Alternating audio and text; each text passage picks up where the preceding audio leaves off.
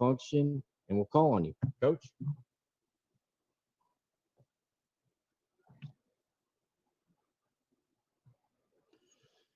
Having a chance to go back and kind of get into a fall camp mode for this week has been really good for a lot of players. Just working on fundamentals, really back to the basics. Just in the run game offensively, conceptually in the throw game, getting a chance to rep a lot of different groups, a lot of players. So it's been really good from the offensive standpoint.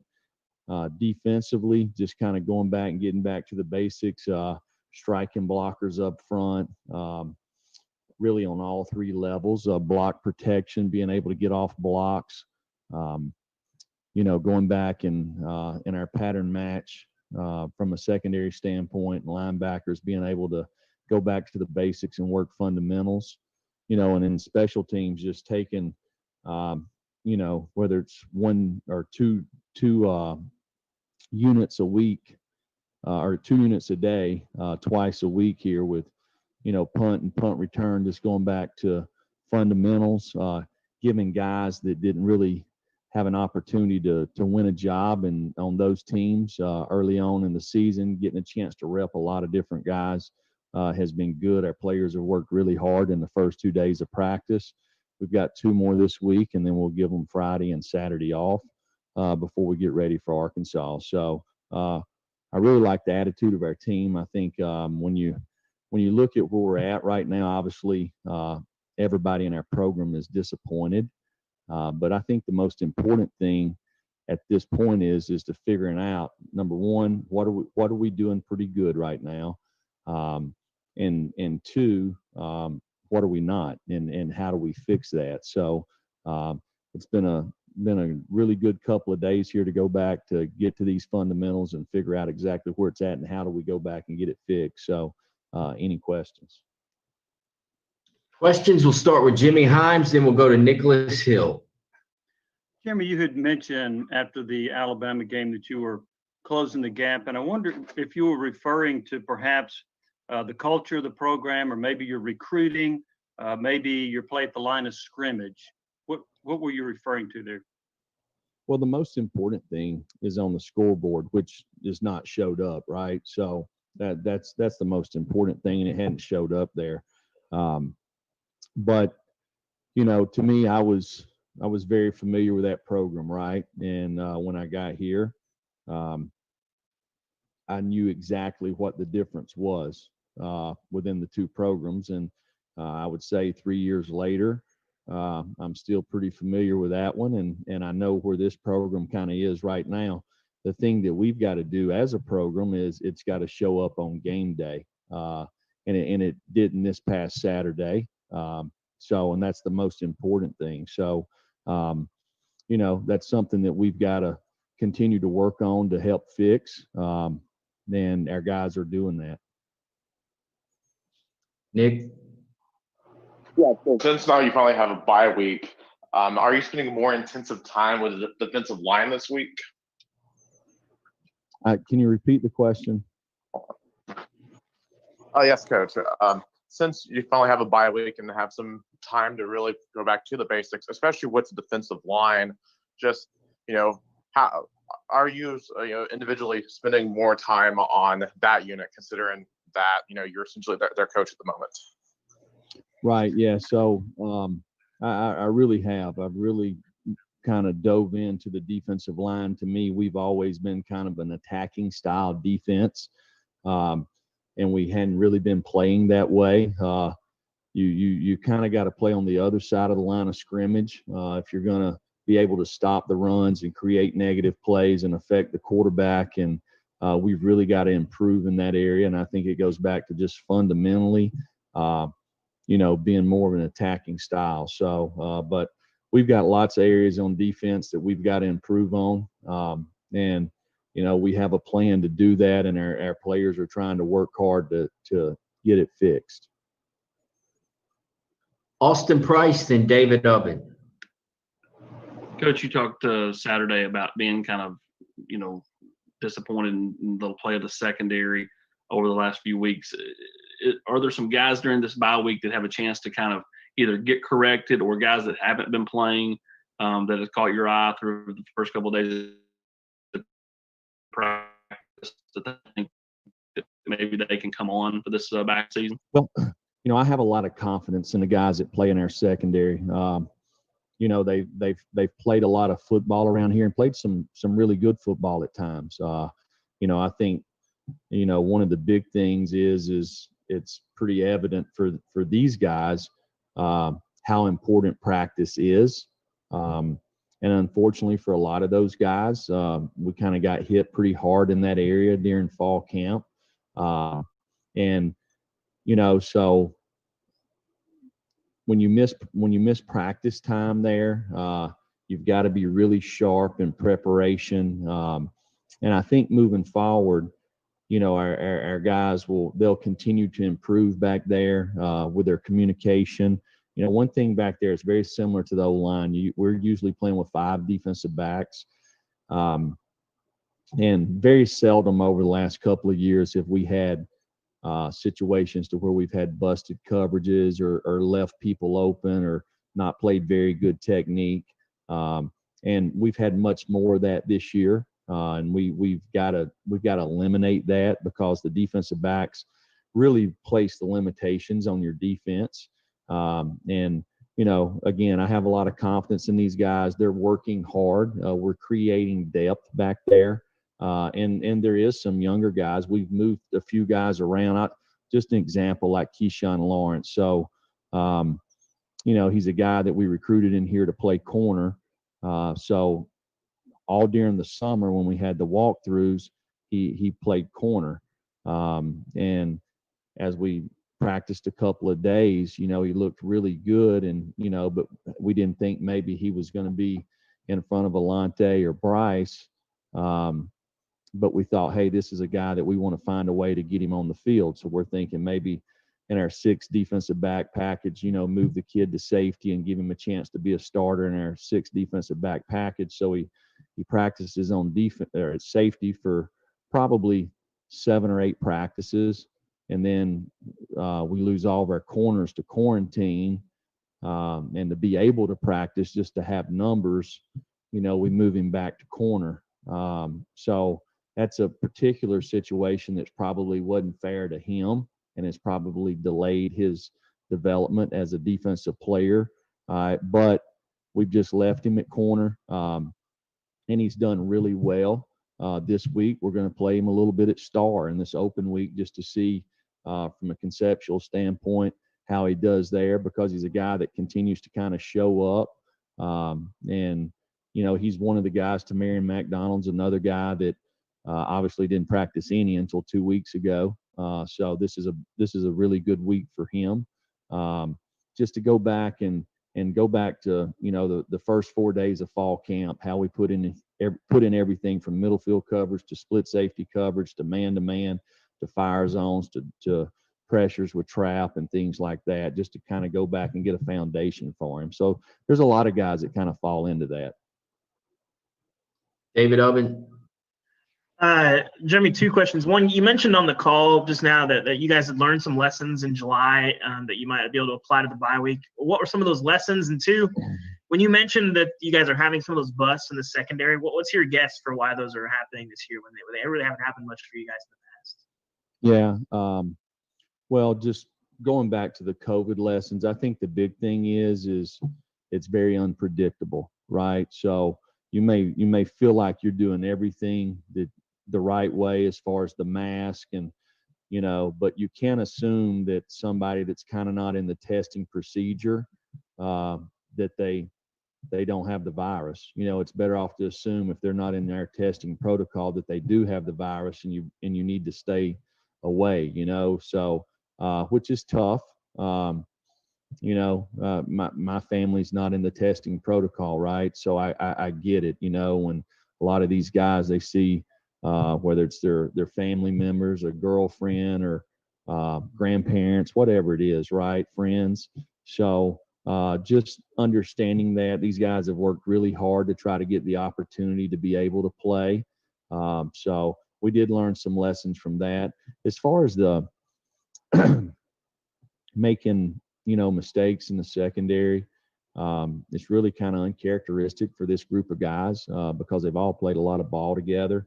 But one thing that has happened, Alante has kind of been in and out of the lineup because of his hamstring since fall camp. Bryce, he missed the Missouri game. He's playing with a torn pec right now, and something that's kind of healing on its own. So he's missed some practice time. Schamberger's missed. Jalen McCullough, was out. They just kind of been in and out. And as a group, when people go in motion, when they shift, when they change, when they get in stacks, when they get in bunches, there's lots of communication. We're not very vanilla in the secondary. We play a lot of different coverages and try to man match a lot of things and create issues for the quarterback. But to be able to do that, you've got to be really good communicators, and all 5 people have got to be on the same page. And unfortunately, we've had some of those deals to where we've not, and we've got to eliminate that, make the other team earn it. Vince Ferrara, then Brent Bucks.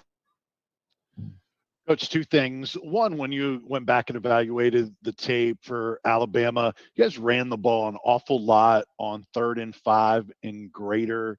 What do you attribute that to? General philosophy, opponent, situation, things like that? And then the second thing is, with Chandler and Gray being such good offensive players for you, are you guys looking at maybe trying to have both of them on the field at the same time as a threat? Right. So, well, if you watch the first 4 games of Alabama, they gave up a lot of runs on 3rd down with people playing fast. And, probably one of the reasons is they're very similar to us, Georgia, Florida, South Carolina, kind of in the same defensive family. As when it gets 3rd down, they want to put 6 defensive backs on the field.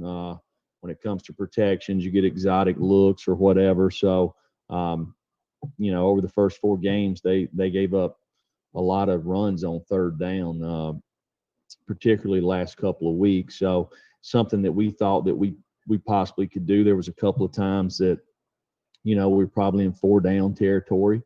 So you're trying to minimize, go from 3rd and 7 to 4th and 2 or 3. But that's really the philosophy behind it. And then Gray and Chandler together on the field. Right. So, we do have some packages to do that. And probably as the season goes, we'll probably see more of that, but just not had an opportunity to do it yet. Coach, when you look at and evaluate things through 5 games, what's your evaluation of your defense's tackling ability? What do you think that needs to improve, or how does that need to improve? And then secondly, you've had your hands on the ball a few times in the secondary, but have not been able to complete the interception. How do you improve that part in the back half of the season? To me, just looking the first 5 games defense, thing that sticks out the most is a sound, and you want to make the other team earn it. If you make the other team earn it, you got a shot. Now, how do you do that? You keep edges on the defense. You don't let the ball run around the defense, whether it's a run play or a perimeter throw play. You don't give up explosive plays down the field. You make them throw the ball in front of you with tight coverage. Then you become a good you got to be a good tackling team, so there's no yards after contact. I think Saturday we missed 23 tackles. I think Alabama got 97 yards after contact, which you can't have. The next thing is on 3rd down, you've got to get off the field, and we've been very poor on 3rd down, which is not kind of who we've been in the past. So we've obviously got to address those issues. And then you just said it, creating turnovers. Having an opportunity that when the play's there to be made is making the play, and finishing on the ball, whether it's knocking a ball off somebody or the ball's in the air, you get your hands on it and and finishing it off. So we've got to be more opportunistic on defense. Trey Wallace and Blake Cotline.